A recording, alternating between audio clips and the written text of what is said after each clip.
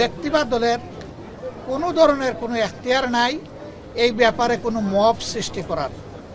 আমরা এই নোংরা মবের নিন্দা জানাই। একটা সুষ্ঠু নির্বাচন চাই, যেই নির্বাচনে জনমতের প্রতিফলন ঘটবে, মানুষ স্বস্তির সাথে ভোট দিতে পারবে, কোনো ভয়ভীতির পরিবেশ থাকবে না, এমন একটা নির্বাচন আমরা চাচ্ছি।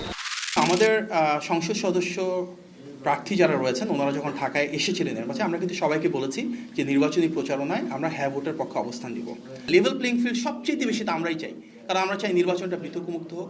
আমরা চাই নির্বাচনে জনগণ দীর্ঘদিন পরে যে আবেগ আকর্ষণ অনুভূতি রয়েছে তার উপর ভিত্তি করে ভোট দিতে পারে।